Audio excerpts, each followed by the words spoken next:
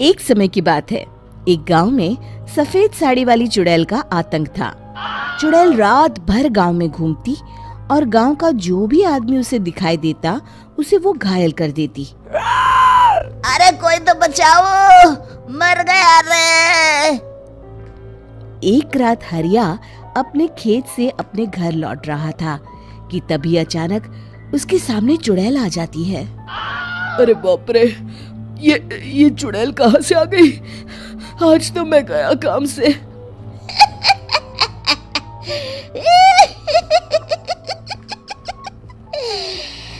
आज मुझे मेरा शिकार मिल गया।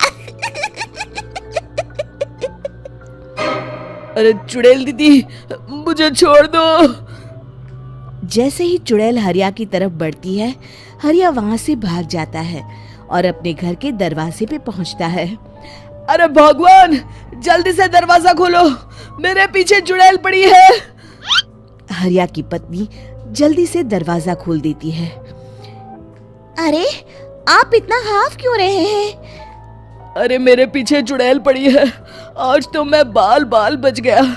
जल्दी से सभी दरवाजे और सभी खिड़कियों को बंद करके बत्ती बुझा दो।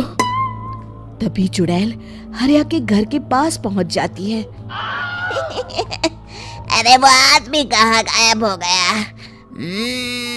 मैं भी देखती हूँ आखिर कब तक बचेगा। मैं अपने शिकार को इतनी आसानी से नहीं छोड़ती। इतना कहकर चुड़ैल वहां से चली जाती है। वहीं दूसरी तरफ हरिया और उसकी पत्नी दोनों अपने घर की खिड़की से ये सब देख रहे होते हैं। अरे बाप रे, ये तो बड़ी डरावनी चुड़ैल थी। अगले दिन ये बात आग की तरह पूरे गांव में फैल जाती है और धीरे धीरे लोग चुड़ैल के डर के मारे शाम होते ही अपने घरों से बाहर निकलना बंद कर देते हैं। कुछ दिनों के बाद भाई, मैंने तो इस चुड़ैल के डर के मारे रात को अपने खेतों को पानी देना बंद कर दिया है। कहीं मेरी फसल सूख गई तो मैं तो कहीं का नहीं रहूंगा। साहूकार का कर्जा कैसे चुकाऊंगा?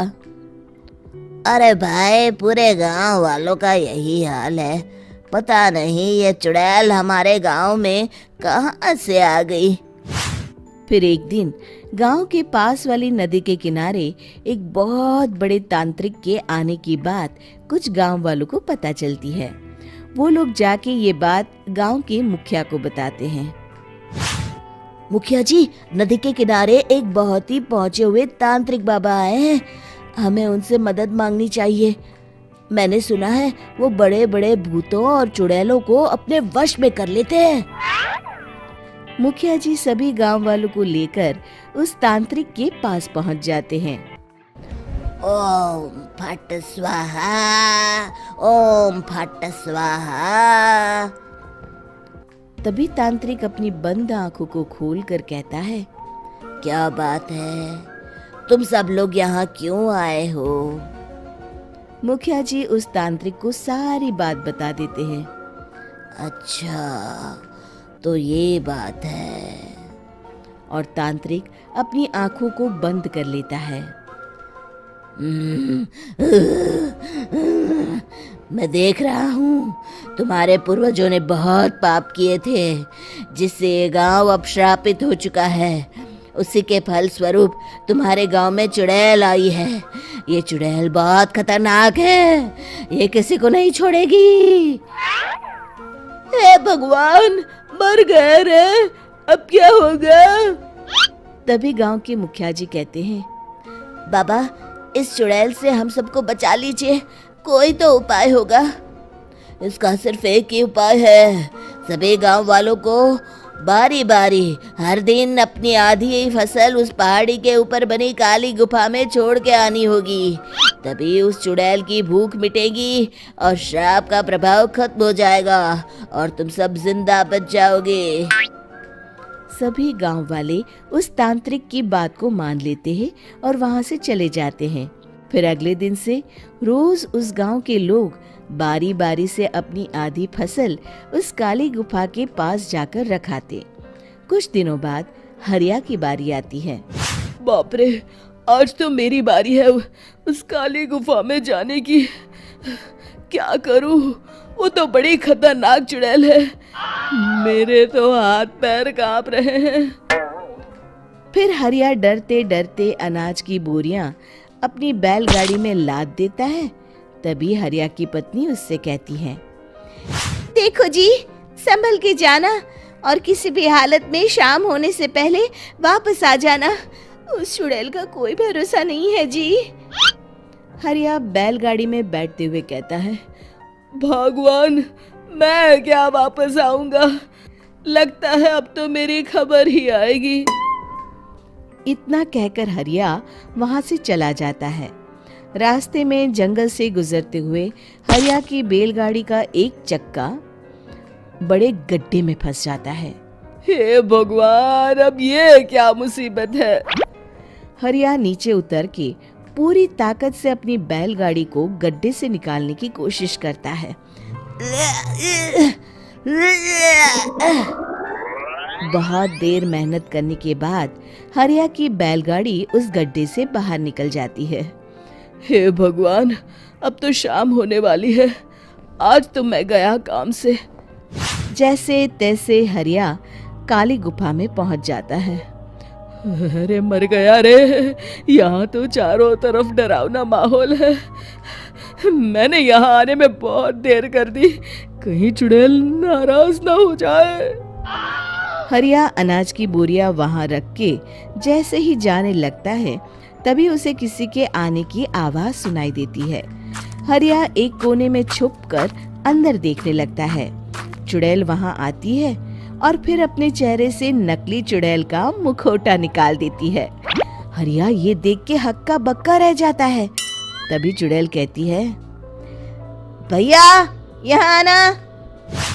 आज तो बहुत अनाज आया है, इसे मिलाकर अब हमारे पास ढेर सारा अनाज जमा हो गया है। कल ही हम इसे शहर में बेच आएंगे और माला माल हो जाएंगे।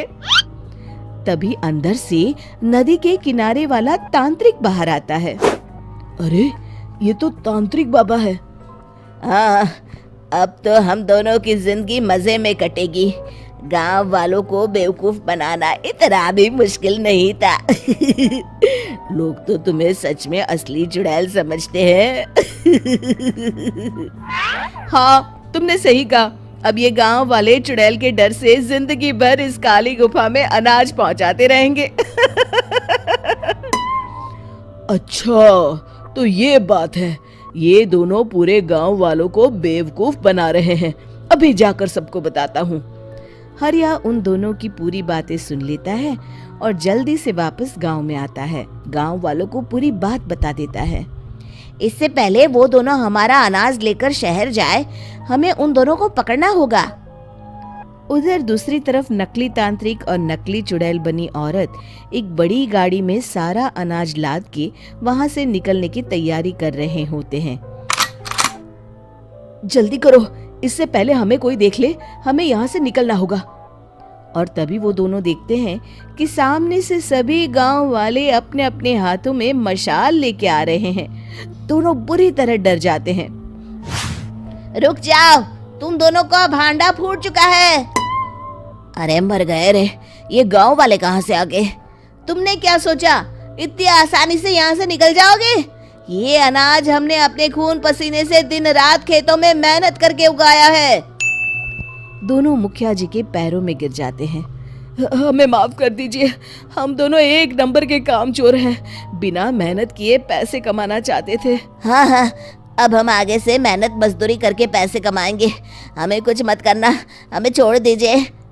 इतना कह के दोनों गांव छोड़ के भाग जाते हैं और सभी गांव वाले फिर से खुशी खुशी रहने लगते हैं।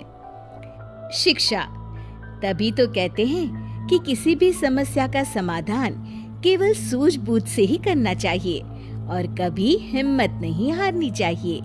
दोस्तों, हमें उम्मीद है कि आपको हमारी ये कहानी पसंद आई होगी। कृपया हमारे चैनल को सब्सक्राइब करें और सभी अपडेट्स के लिए बेल आइकन जरूर दबाएं। और हाँ, वीडियो लाइक और शेयर करना मत भूलिएगा। Bye bye.